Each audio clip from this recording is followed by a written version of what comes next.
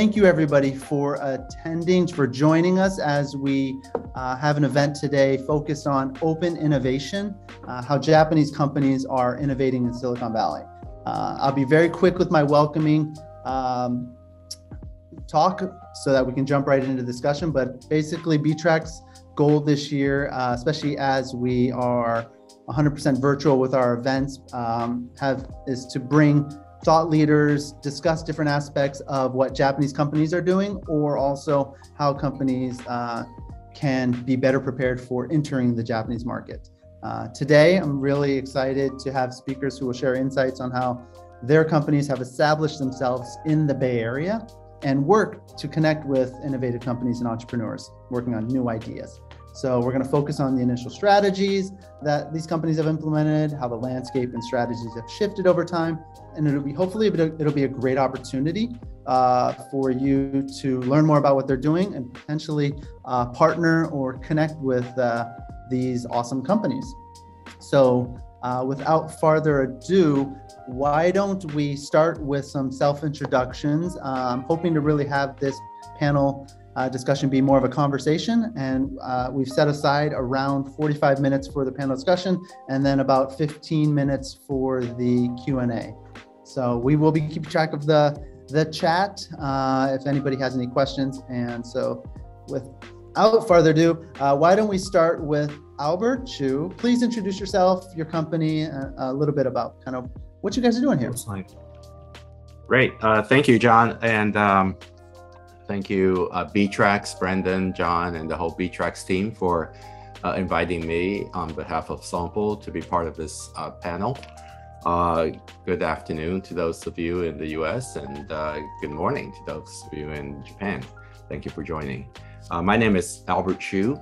I am the CEO of Sample Digital Lab. I'm based here in California. I'm currently in my home office in Menlo Park.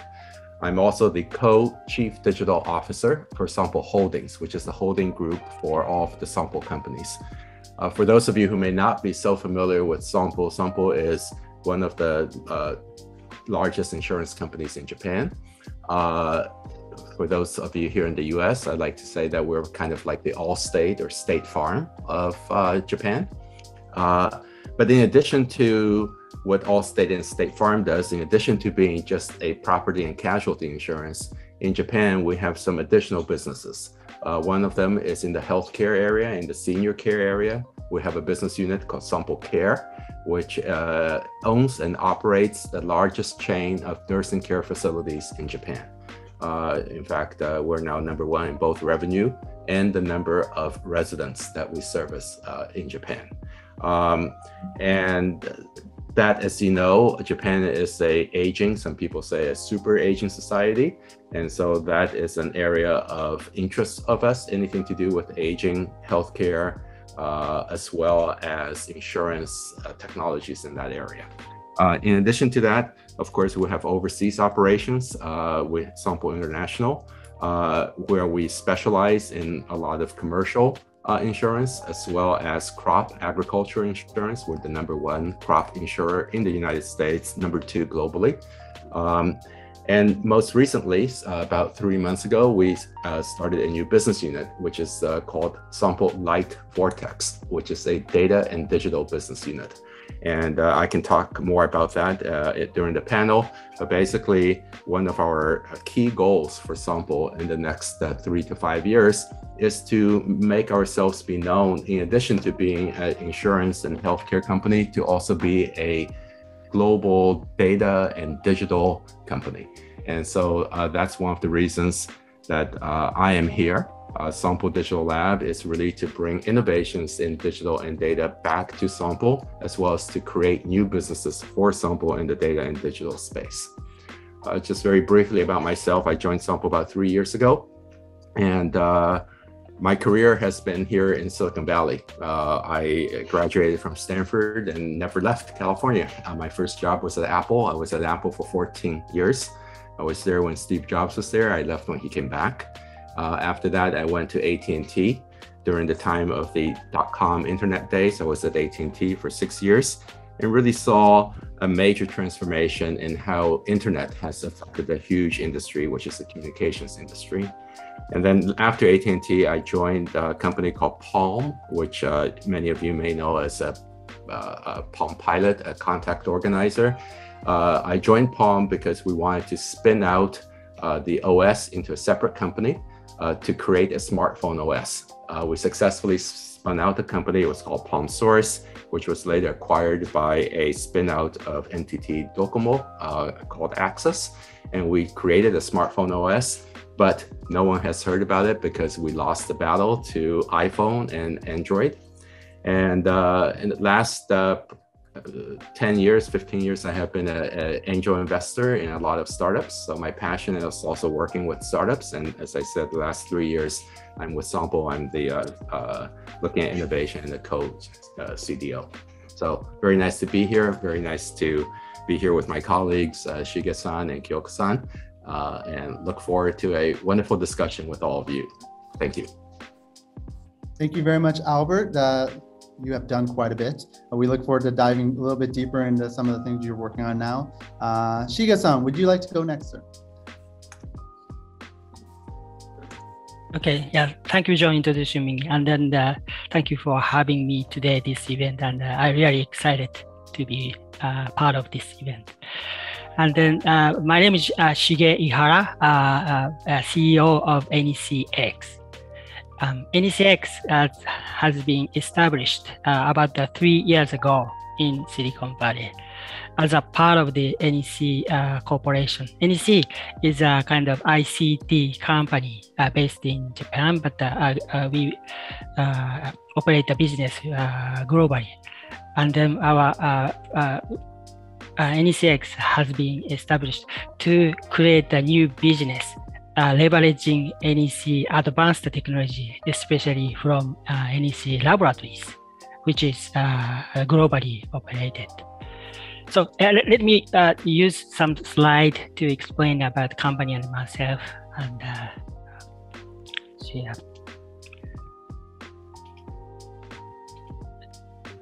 So yeah, as I mentioned, that the objective of the NECX is to create a new business based on that technology. But we believe, and myself also a strong believer that NEC has some good technology, especially for the AI, networking, and the computer or some security. But technology alone would not be enough, as you know, to create a business. That we need to have the business or marketing expertise, and which means that it's better for us, or we need to be part of the open ecosystem, since that technology alone would not be enough. So Silicon Valley is one of the best places in the world to create such an open some environment and to work together. So that's why NEC has been established in the Silicon Valley. And the next picture, sorry. Yeah, this illustrates what the NECX is doing, just an illustration. As I mentioned, that NECX is recruiting some core technology, especially from NEC laboratories, to bring into the Silicon Valley as an open innovation environment. And we work together with some accelerator, or sometimes in the entrepreneur and investors as a part of the open innovation to develop the business together. And in this kind of direction, we understand that the NECX and the NEC will be the part of the system, and we expect some kind of the participation of the other members or some expertise, and open up some stake or any kind of win-win and profit or some benefit share mechanism we like to pursue. That's the system. And then this is just an illustration for the kind of recent the result which company itself has been established early this year, but after graduation of the NECX, the company has accepted as the Alchemist accelerator program after NECX graduation, and then they is on the very good shape to start a new business. I think that this is our third portfolio project, and then we are creating some next to this Metaverse project in our program right now. So that's an introduction of NECX. Thank you. All right. Thank you very much. Last but not least, let's jump right in. Kyoko-san, please tell us about yourself, Kawasaki, before we head on to the next question. Thank you very much for giving me this opportunity. I'm really honored to be one panelist today here. My name is Kyoko Yoshida, and I am in charge of open innovation in the United States at Kawasaki Heavy Industry. I have spent whole career with Kawasaki and experienced planning strategy, accounting, and business development. Last year, I came to Silicon Valley, and I've been meeting and listening to startups, learning more about them, and trying to figure out what kind of impact we can have by collaborating with them. I'm also cooperating research with Stanford University to learn how legacy companies collaborate with startups. I like Kawasaki's company's philosophy of contributing to society through technology, and I want to change the company's business model to one that uses digital in industrial sector. So I and my friends have built a human network with 250 colleagues and changed the company together with my comrades. We have always been discussing about new technology, startup, really frankly, through SNS.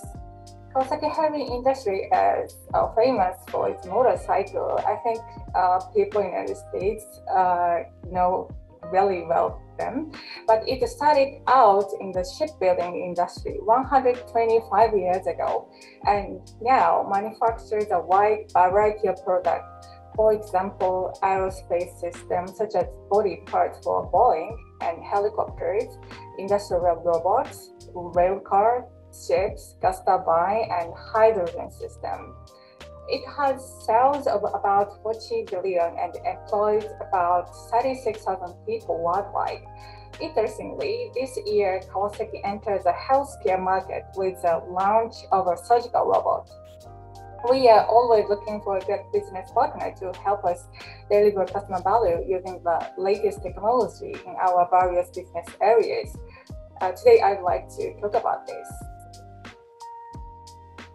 All right, thank you. So now everybody has a better understanding of kind of our panelists, of their companies, what they're doing, kind of what their plans are. And I want to dig a little deeper into some of that. So, today is all about open innovation. And to put it simply, open innovation is basically being open to sharing and receiving information, right? So I'm going to go from that basic definition and really kind of look into how did your companies initially expand to Silicon Valley? Like when we talk about open innovation initiatives also, when did that become a focus, or when did you start using that term? Because I'll based off of like my conversations with you, a lot of you have been doing this for many years, before even the early to mid 2000s, when open innovation became a term in and of itself. I can tell you that B-Tracks, we do some different open innovation work with large Japanese companies. I'll be honest, full transparency, we have worked with Sompo Digital Lab and NECX on some of what they're working on. But while people may be aware of your companies, tell me a little bit more of your expansion to Silicon Valley, and we'll start with Kyoko-san. Sure. Since 2014 in Japan, the R&D department has conducted a survey on the potential of ICT and IoT. The regions surveyed were Japan, the United States, and Europe. In the United States, we found the ecosystem centered on startup was active, as all guys know, and that business model were changing in area other than ICT and IoT, such as mobility, energy, and logistics. And these business areas are really connected deeply with us. So we'd like to know about more. As a research team, we decided that we need to know what was happening in the world and that we need to change our own business model. So, which is why we moved to the Bay Area in 2016. And our robotics business for semiconductor was established 20 years ago in Silicon Valley, and we are familiar with Silicon Valley as a company. We sent to 2 people, each from R&D and business, to create network and know more about startup. The network is expanding, and we can meet good startups thanks for many people. So far, we have conducted more than 10 POCs with Silicon Valley startup and directly invested in one robotics-related startup here. We are still discussing POCs and the business possibility with several startups as well. So we tend to focus on collaboration right now. Shige-san, same question to you, sir. Yep. Yeah. As I mentioned, that some open innovation is the mandatory for our kind of objective, because as I mentioned, that technology alone will not be enough to create a new business. So we need to have some kind of partnership, and then or some not only just some institute or some company or individuals. But anyway, we need to have such a open kind of relationship, and then the reason why such a kind of open innovation is kind of the key. It's just an objective for me, but since the NEC is strategically focusing its business for it's B2B or some social infrastructure solution, and then which is, as I mentioned, a B2B or B2G. But our technology, like AI or some computing or networking, can be applicable to the other some domain like B2C, and then which means that we don't have a footprint in that domain or direction, but we have technology. So that then that some the logical consequence is to leverage our technology in open innovation environment, and then so that means for us it's a little bit trade-off. Maybe NEC and NECX cannot take all the stake. Of course, we open up, and then some kind of, but from the viewpoint of the NEC and NECX, we like to have some kind of stake of our business. So how to balance, what is balancing point would be the one of the challenges. And through our practice, I'm still learning what is the some best kind of balancing point. And also some kind of, we as I mentioned, technology is the kind of key value from NEC and NECX. So what's the kind of license term or ownership of the technology would be the best fit, would be another kind of challenge. There is no some the kind of formula or some the theory on it. We need to create the best structure project by project, and that is also our challenge for us in terms of in consequence of the open innovation. Mm-hmm. Yeah.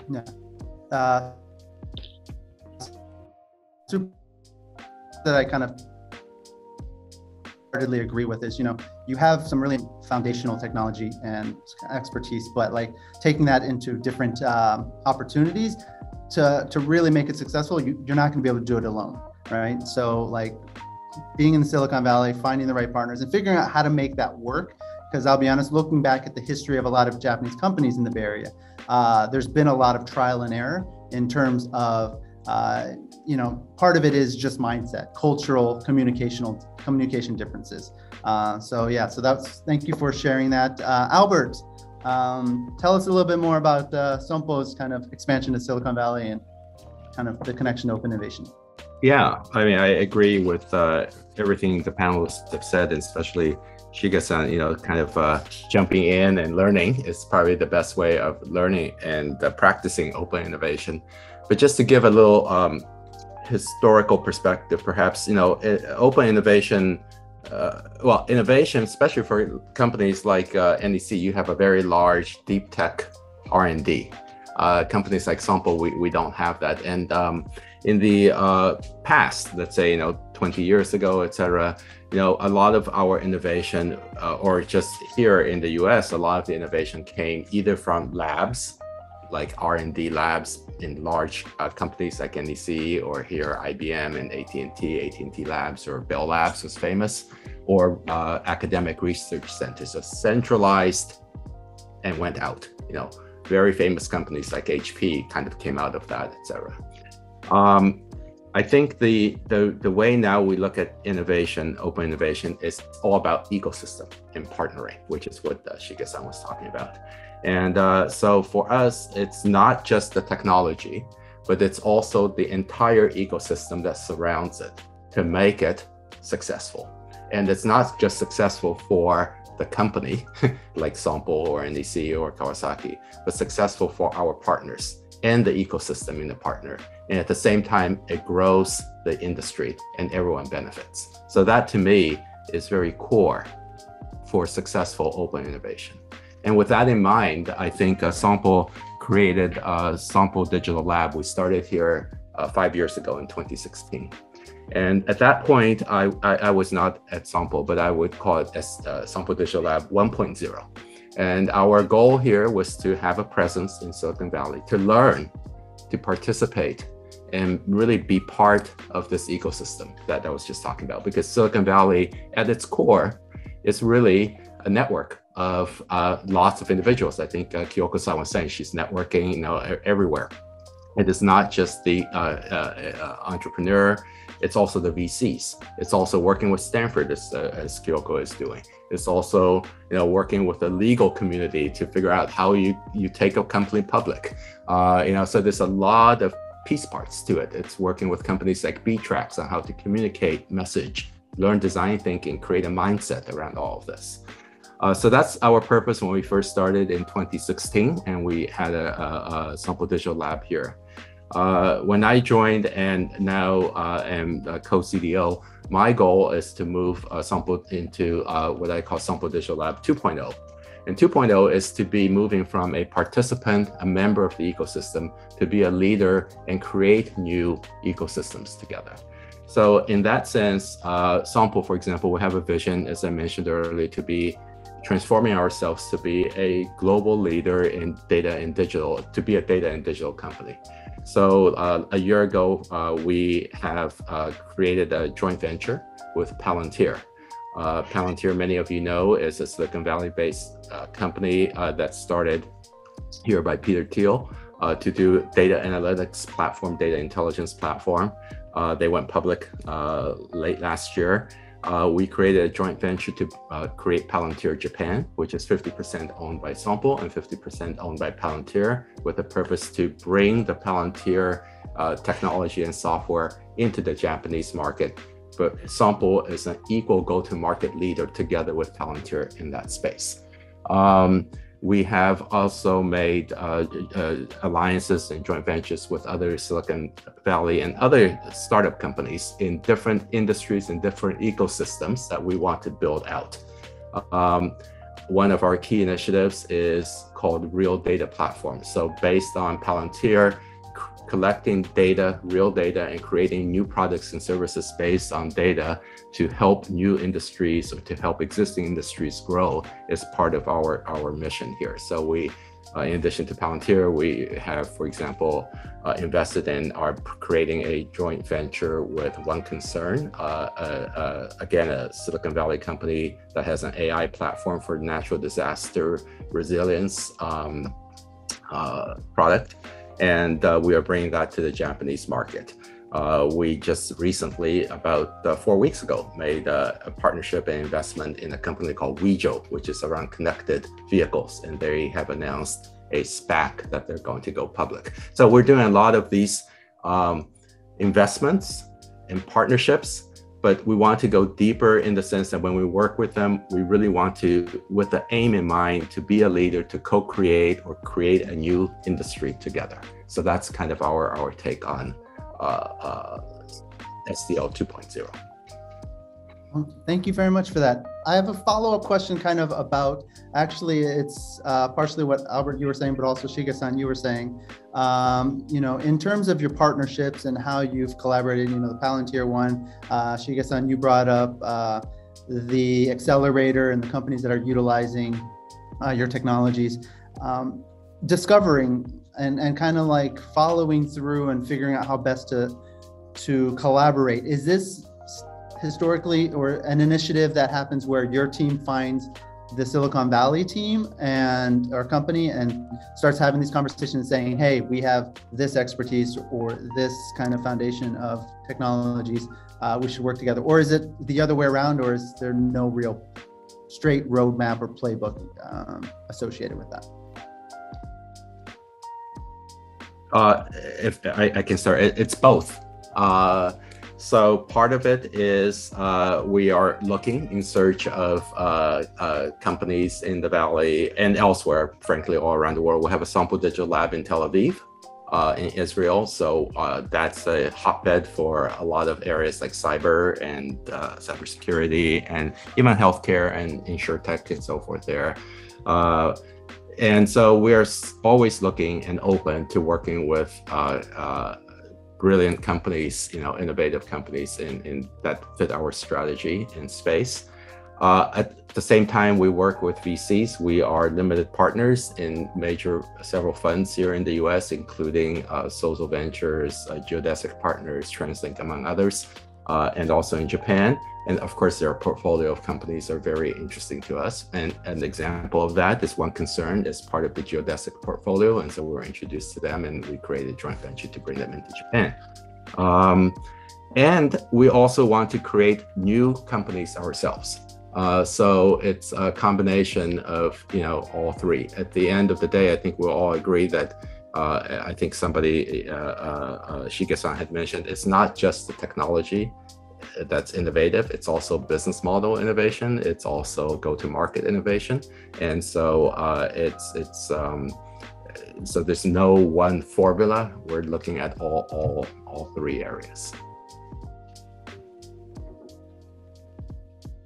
Shiga-san, anything to add around kind of how, like, I'm aware of kind of your accelerator program, and you know, and I know that you've actually, I believe, have you partnered with other sources of, let's say, talent, kind of, whether it's the universities or any type of startup communities to kind of pursue some of your open innovation? Or is it they've heard of you, they see it, they come to you? How's that strategy?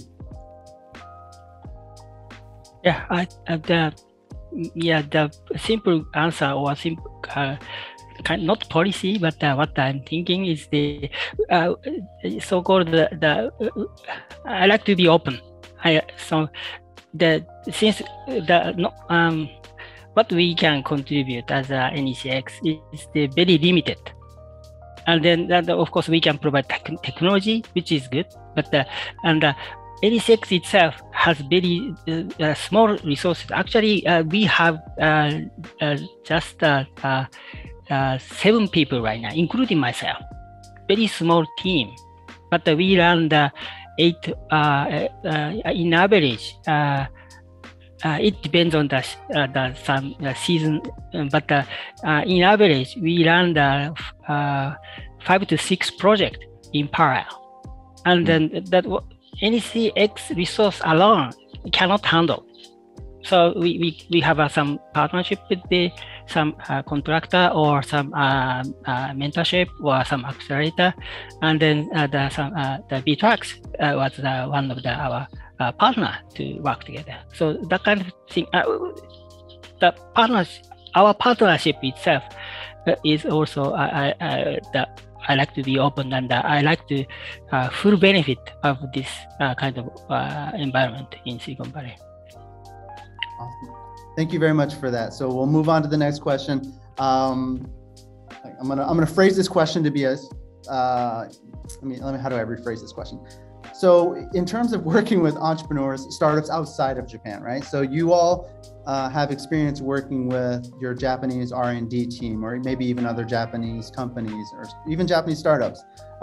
Tell me a little bit about kind of like what has excited you or what you've learned that is just different, I would say. I'm not looking for negative versus positive per se, but I would say that there's a mindset difference with Silicon Valley and some of these other tech hubs across the globe. And you each have kind of different time periods of, like, Kyoko-san, you're going to have a much different experience from your recent time versus maybe Shiga-san or Albert. So long question, probably not as long of an answer, I'm guessing, but Kyoko-san, why don't we start with you about what excites you about working with the entrepreneur startups outside of Japan? Yeah, so we are also think it important to discuss BD, but sometimes, as you know, we are collagen, and Kawasaki takes some time to consider about startups. So, in fact, it's really hard to establish the collaboration.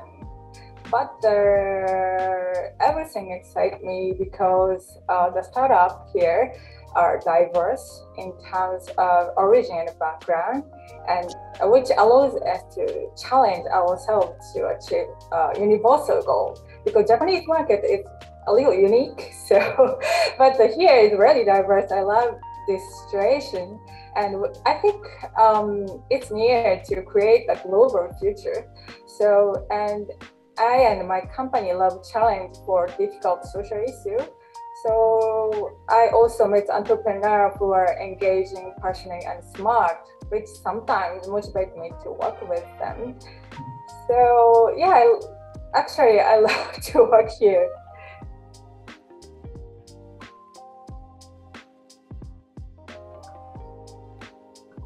So, all right. Oh, sorry. I think my laptop froze. Okay. Yeah. The good thing is if my laptop freezes, I'm just going to run to another office space, which somebody else will have their laptop running. So there shouldn't be any more than a minute lag if something happens. Shiga-san, how about you? You've been here for a little while. You've been working with NEC. What excites you? What brings you joy from working with entrepreneur startups outside of Japan? Yeah, maybe this my answer is a little bit kind of outside the scope of your question, but what I learned or what I'm excited is we have some kind of interesting access to the real user. I mean that of course we can do it in Japan. And we can do it in Tokyo maybe, but in Silicon Valley, I think that many the kind of industry or some players in the market has kind of an acceptance to discuss with kind of some unproven technology or just an idea. But I feel there are lots of some so-called early adapter, and then we have some start discussion or some getting some the feedback from the some real user or potential user. Actually, what the NECX is doing is, as a part of our corporate accelerator program, we do some short sprint to have some kind of 100 interview with some potential users who might be the customer.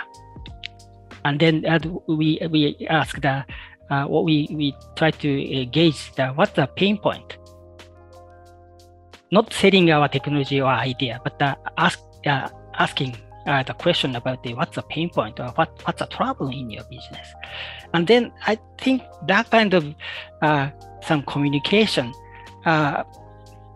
this is just my limited experience, but much easier at least in Silicon Valley.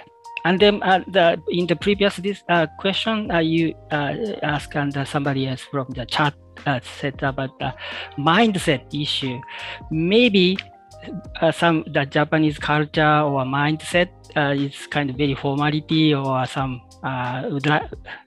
wouldn't like to jump into the direct discussion, or maybe, but at least I feel something more kind of openness, or some not free, but some openness in the communication. I think that's a kind of one of the excitement that the value in the culture or environment in Silicon Valley. I don't know, it's only maybe in United States has a kind of such a culture, but that's my gut feeling. Okay. Yeah, super insightful. Thank you for that. Albert, I'm guessing you'll have also kind of an interesting and unique viewpoint to all this.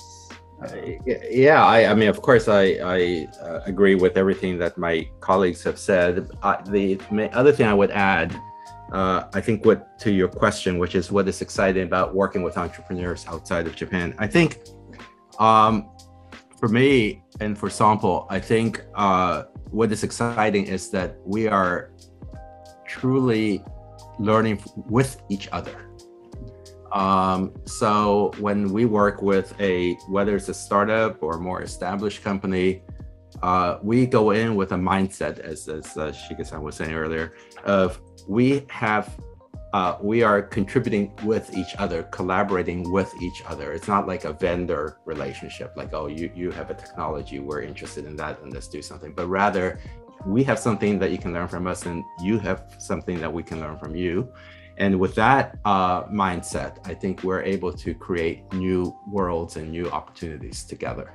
So it's for example, what Silicon Valley really does bring, I think, compared to traditional Japan IT, for example, is speed, it's scale, it's diversity in thinking, and that we absorb, and we're able to bring that in. At the same time, I know we bring a lot of other values that the entrepreneurs may not have, not only going into expanding a market, but also, just experience in creating businesses and so forth, that they definitely need each other. So it's with that we're able to, I think, create success. And that's kind of what the essence to me of open innovation, the essence of ecosystem building is about. We go in as equals and we create something that's larger than what each of us can do by ourselves.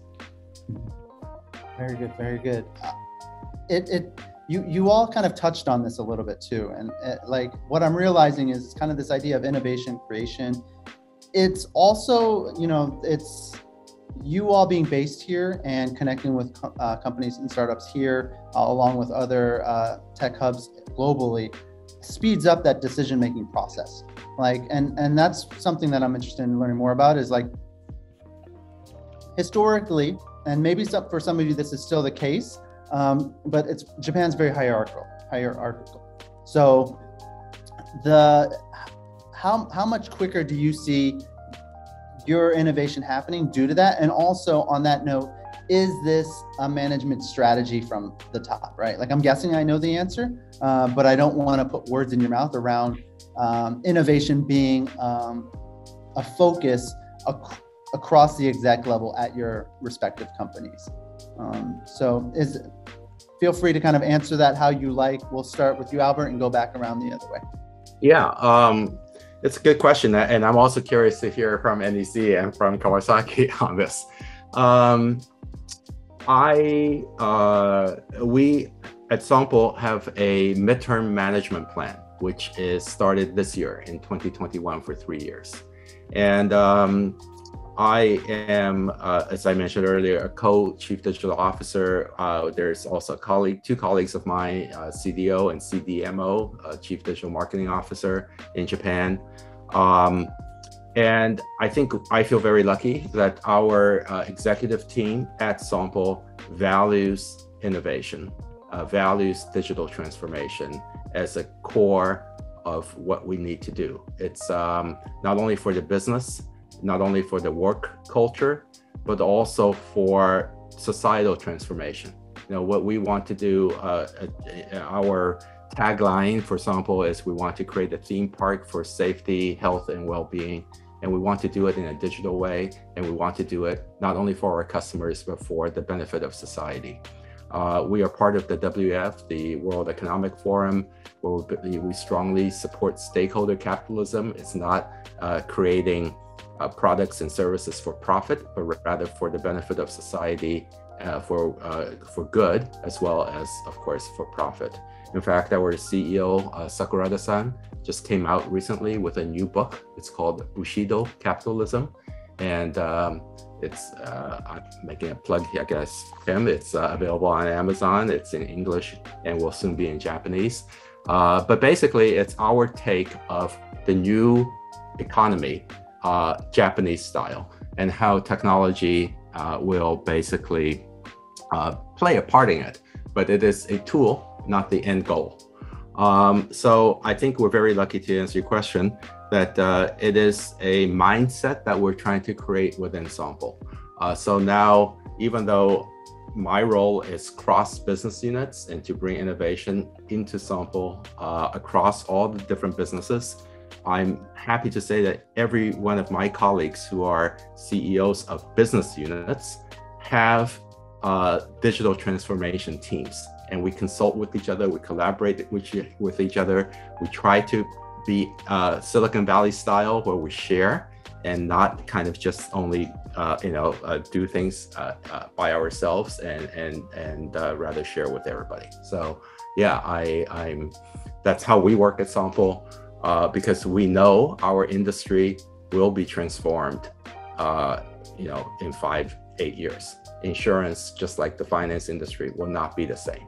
And so we are very strong believers in our mission here. So I'm curious how it is in Kawasaki and also in NEC. Yes, why don't we go with Kyoko-san next?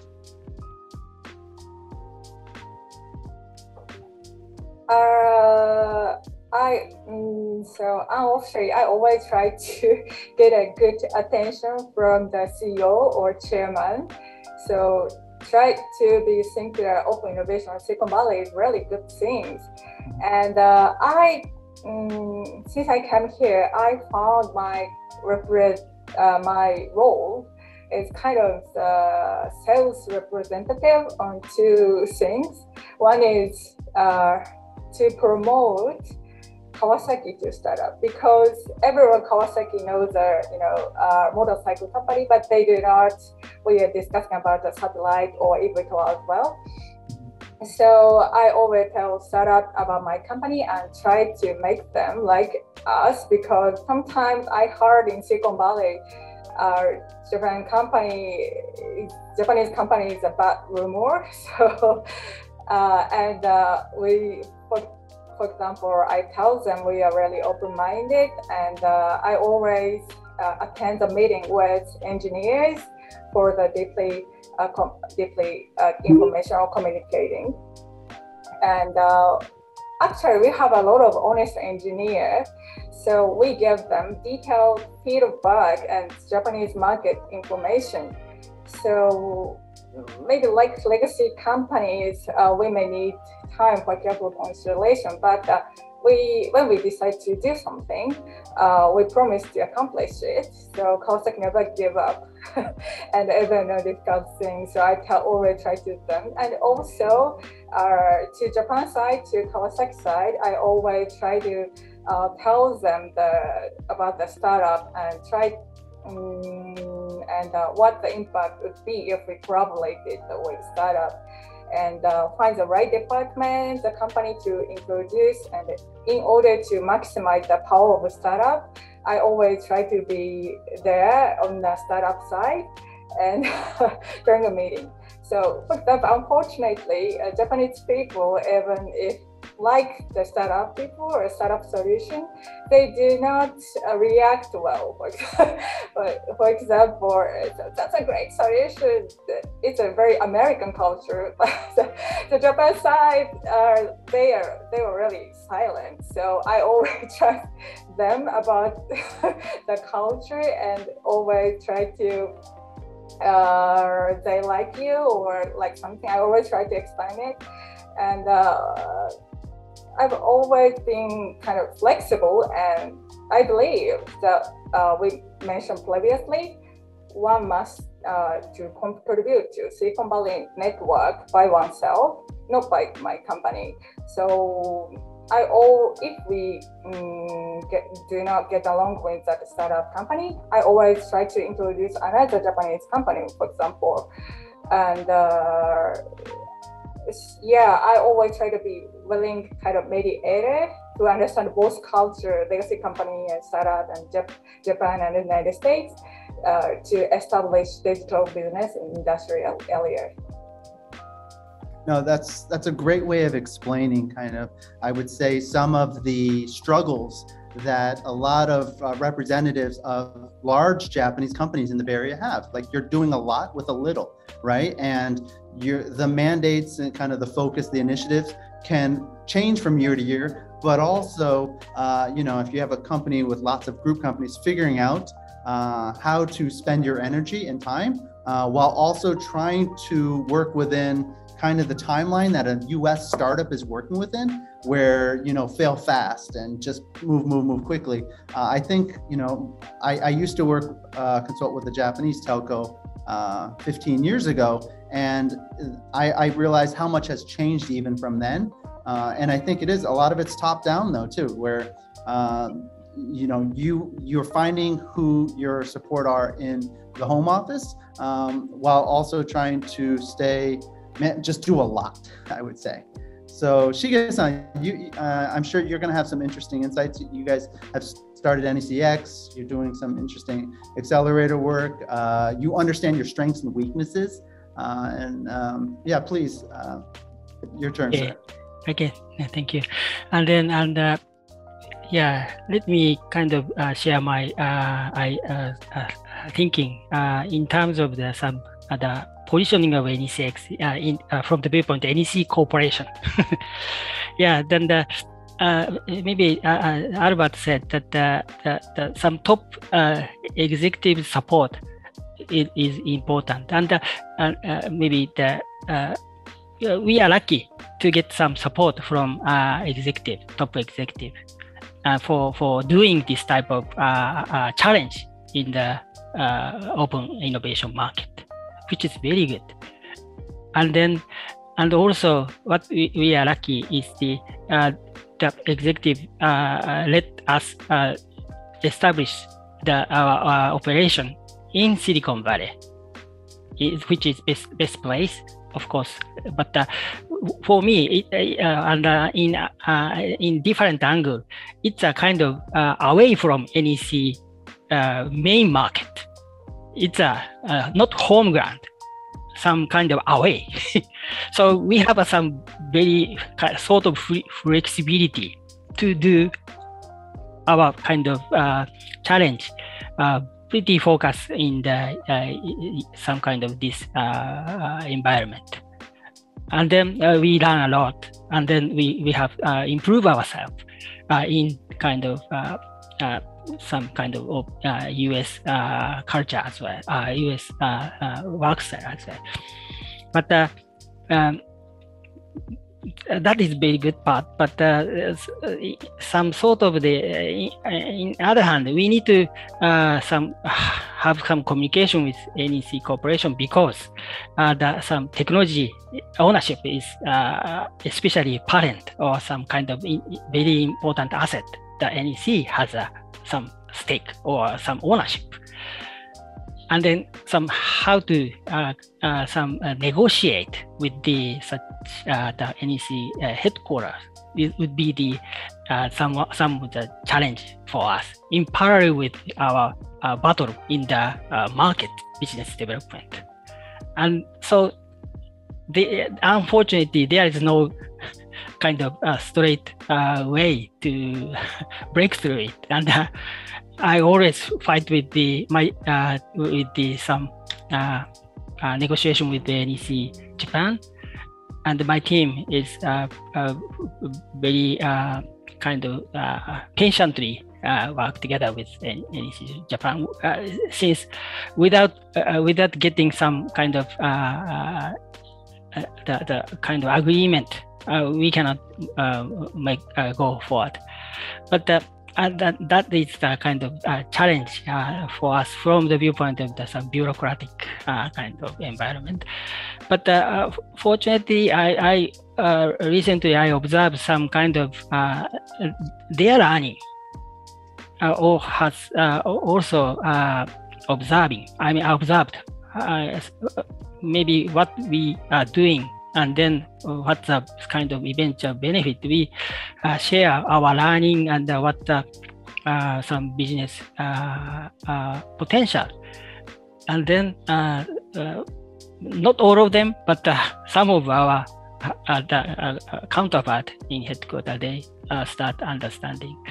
So my hope is this, what we are doing NECX in Silicon Valley, we are kind of some front-end challenge, and then I like to bring this challenge and learning and some benefit to Japan NEC Corporation. It's just my dream, and then nobody care in NEC Japan. But once we are successful in Silicon Valley, I think I have a chance to push it to the NEC, and then some change or some throw the stone into the NEC Corporation to change it. I think there are lots of opportunity if NEC Corporation can learn from the kind of what we are doing. Of course, what we are doing, or sometimes we fail, but I like to share such fail as well as a learning process. So sorry, I am talking about my dream, but that's what I'm doing as a challenge. Yeah. And I'm gonna summarize some of what you all have said and incorporate answering some of the questions that I've seen. But I was going to ask you about how to. We're running low on time, so I want to make sure I go through some of the Q&A. One of the things that I think the entrepreneurs, startups, people that are on this kind of call who may be interested in working with a Japanese company, a piece of advice that I'd like to throw out there is like, we're talking to 3 different companies that are very well established who have different strategies. So one of the things I want to say is, if you're a startup or an entrepreneur, if you have an open mind and to learn more about the different companies, because in each case, how you're working with companies is different. The focus is even different, right? So Kawasaki may be talking to a startup to take that technology to Japan. NECX may be just focusing on working with an entrepreneur who maybe just has an idea, and that idea will incorporate NEC technology and take NEC in a totally different direction in terms of who you're serving. Whether it's in the US, it could even be in Japan, but like, you're open to just creating new services and products that use underlying NEC technology. Sompo, from what I've heard now, is you're not only working with startups, you're working with established companies, you're doing joint ventures, you're in investments, different partnering with VCs. So if somebody's interested in working with a Japanese company, don't just think, from the historical mindset perspective of, oh no, they're going to move way too slowly. you may find a really great partner if you apply to the NECX Accelerator program.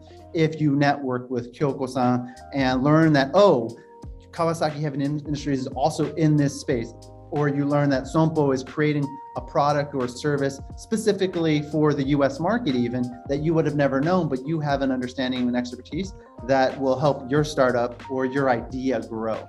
I think, in terms of when you get involved, I think you all get involved at different stages. Part of it depends on, if it's an accelerator program, obviously that's earlier on versus maybe a Palantir. I'm going to look at the questions quick. And also, please feel free to add anything that I missed just now around how an entrepreneur or a startup can work with your respective companies. Did I miss anything before I jump over to the some of the Q&A as we're running low on time, which is great because time flew for me. All right. Wow, there are a lot of questions. I didn't realize I was going to have to scroll through. So we'll just jump right in. Let me see. I'll start from there. So when you, Shige-san, when you are NECX is supporting startups, is the purpose to acquire customers, provide NEC's existing customer base in the US, or is it more like NEC being the first customer? Yeah. Eventually the NEC can help, and the NECX can help the startup to reach to the NEC's customer base. But what we are doing is starting from the kind of very scratch.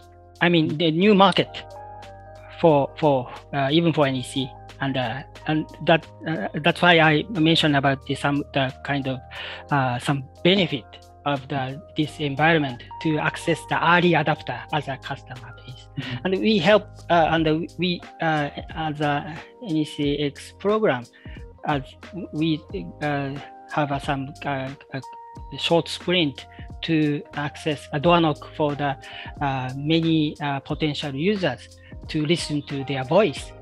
And that aspect, we can help. And eventually we come up with some business idea and hypothesis of some value proposition and problem solution. Then if there is a fit, we can support to access to the Japanese market if necessary through NEC customer base. But it's a later stage, and then more the kind of establishments of the startup. But NECX itself is helping to do some customer kind of engagement from the scratch basis. Yeah. Okay. Thank you. A couple of questions actually revolved around, we'll say, data analysis or KPIs. How are you all measuring success in your different projects, initiatives, and things like that? Yeah, I can talk a little bit about that. Of course, the standard answer is it depends on the project, right?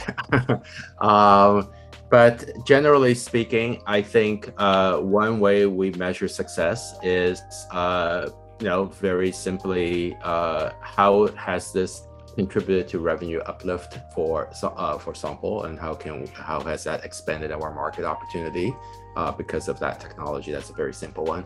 But I think the other side of that coin, which I think we all are very aware of, want to measure too, is how has what Sompo done contributed to the success of that company as well. Because it's not a one-sided thing. Otherwise, we're just a vendor. They're just a vendor to us. We want this to be a partnership. So I would say, just for sake of time, that will be one way we look at the measurements. Kyoko-san or Shige-san? I'm a little similar opinion with Albert. It depends on the project and depends on the startup. And for example, investment is financial return. And for example, collaborating project, it's at first we are focused on technology achievement. And after that, we have to sell them. So the revenue is really important for us. So we have to market, and we have to know the price matching. So it's really hard point for us actually right now. Okay. So let me briefly mention about the just a concept wise, and the KPI for NECX is the measured by the value created through the kind of NEC acceleration program. For example, if we can create a startup like Metabob, which I mentioned in the beginning of this session, I think that got some variation in the future by some investors. And then the kind of some virtual of some value of this company and times the equity portion which NECX has is some score or some the measured as a kind of value created by NECX. That kind of mechanism is applied for us. Thank you. There's been some questions around the ability to collaborate with startup companies, right? So I know we've kind of talked a little bit about this, but a lot of it comes down to mindset and the whole process. How have you been able to kind of like smoothly or improve the collaboration, and also imagine all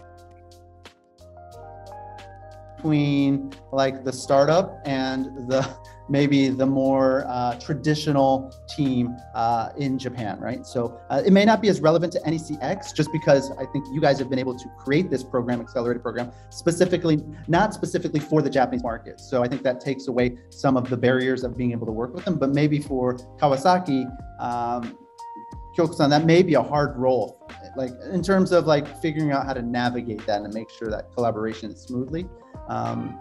Since you've come to the US, can you tell us a little bit more? I know you talked a little bit about it, but is there anything else that you wanted to share?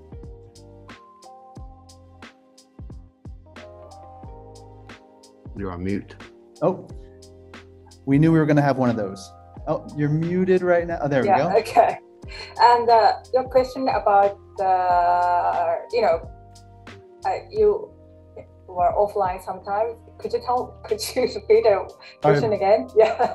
Yeah. So in terms of how do you smoothly collaborate or have your team collaborate with the startup companies and kind of like buffer maybe some of the conversation and make sure that there's maybe even part of it's the cultural aspect, but maybe there's clear communication around what is expected from each side, and keeping both parties happy in a lot of ways.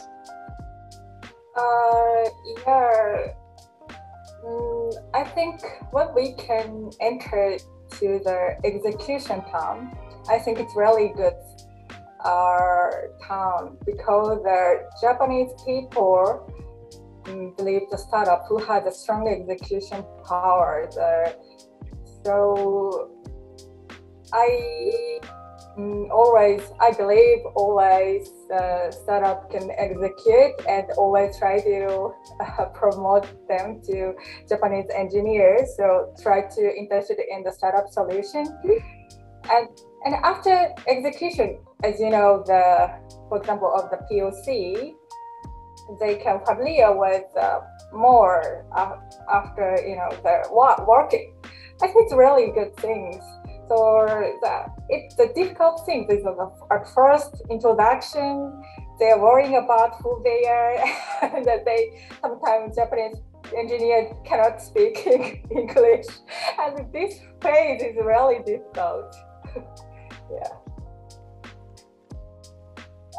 The answer for the question? Yeah, no, I mean, I'll be honest, it can be a hard question to answer, right? Because a lot of it depends on the project and who you're working with, how comfortable the Japanese team is with the technology, or what the goals are.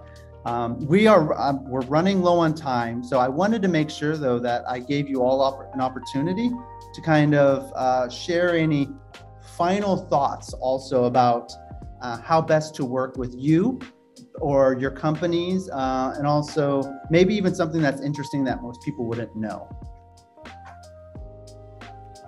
Yeah, I'll lead that then. We welcome talking to any companies that are interested in working with Sampo, of course. That's why we are here, and we'd love to meet everybody. And you can reach out to me. I don't know if you are planning to share our email addresses to everybody who participated, so I won't repeat that here. Sampo Digital Lab has an office here in Silicon Valley, so for those of you in the US, feel free to reach out to us. And we, of course, have offices at Digital Lab in Tokyo. So if you are in Japan, feel free to reach out to them. And if you're in Israel, feel free to reach out to us in Tel Aviv and from Europe as well. Yeah, I think we are looking for, I think the last thing I would say is, at the core of everything, in addition to good technology, good market, we also are looking for, really good people to work with. I think it was a little bit touched upon by Kyoko and Shige-san. Part of the fun of working with open innovation is the diversity of people. And so we value that. And even if their solution may not be a good fit, we will find ways to work with them. As Kyoko-san said, if in her case, if it's not with Kawasaki, she's going to try to help them in other ways as well. And I will echo that. In addition, I think the other ambition, this is a little bit more of a personal interest, is I also hope that Japan in this coming decade will have an opportunity to bring their technologies and entrepreneurs outside of Japan. And that will be something that hopefully we can also help facilitate. I think NEC is doing a great job in doing that. We are also trying to, entrepreneurship should not be limited to just Silicon Valley. It is global. And there's a lot of amazing technologies in Japan, especially in new areas like aging, natural disaster resilience, and so forth, that we are very aware of, because Japan is leading in many ways in that. We're aging society in Japan, but many other developing countries, especially in Europe and even here in the US, baby boomers are getting older and will need aging technologies. So there are lots of interesting technologies and solutions in Japan that could be exported outside. So we hope to create that full ecosystem that's global around opportunities. Thank you. Shige-san, would you like to go next? Yeah, thank you. So then the NECX has our own website, and then we are open for any kind of communication through our website. And of course, there are lots of kind of access point which you might be interested in if you are interested in work together with us. Especially NECX runs some sort of the cohort of our kind of some program starting from the tech sheets, as I mentioned. And right now we are kind of some sort of the request for proposal from the entrepreneurs for the next cohort, which will start the October. And then if you are interested in to participate, maybe that would be the good chance. And then, as I mentioned, every 6 months we do such a cohort. And then, so some of the idea or technology, if you have some good idea for business, I'm very happy to listen to your idea. So I'm really excited to work with you together if possible. Okay, thank you. Thank you. Kyoko-san. Please feel free to talk with me through LinkedIn. I like to talk a lot of people. It's my job, and so actually, Kawasaki heavy industry also have a history of failure, as John mentioned. Most people don't know. Maybe Kawasaki used to make buses and electric fan, but its product did not spread widely. And also the Chinese history of Kawasaki is continuing. In 2019, Kawasaki launched the world's first liquid hydrogen carrier. Kawasaki also runs the world's first remote demonstration of a surgical robot with 5G. So Kawasaki is now challenging speedy market in, not product out as well. It took 6 months to modify and 3 months to design an unmanned eVTOL that would carry 200 kilometers for practical use. I don't think it is known that we're challenging. So I like to, and we are looking for people and company willing to collaborate with the power and technology to confront this social issue. Thank you. Awesome, thank you. And one of the byproducts, I'll end with this, one of the, I would say, byproducts of having your teams and bringing kind of different staff over and then them going back is, and this is one of the things that we do at B-Tracks, obviously. I can share that later, but your Japanese teams are becoming more empathic. Their mindsets are changing. And I would say the startup ecosystem in Japan is growing. There's more money in there. Yes. And so this isn't just, hey, we'll work with you in the US, but we're also thinking of ways to improve and grow the global opportunities through your staff in Japan who have maybe traveled the world. It doesn't take necessarily living in Silicon Valley for 10, 15 years, I'd say. You know, I think it's just all about being more global, understanding other people's problems and figuring out solutions. And so that's really what excites me about your presence here also, and the fact that you're open to different ways of working with startups, entrepreneurs. And I think it'll reflect with the growth in Japan too. So thank you everybody for joining. We will be sending out the recording and sharing the contact information of our panelists. I hope everybody had a good time. And yeah, thank you again, Albert Shige-san, Kyoko-san, for taking time out of your busy schedules to share some of your insights. Thank you, really appreciate it. Thank Thanks everyone. Thank you.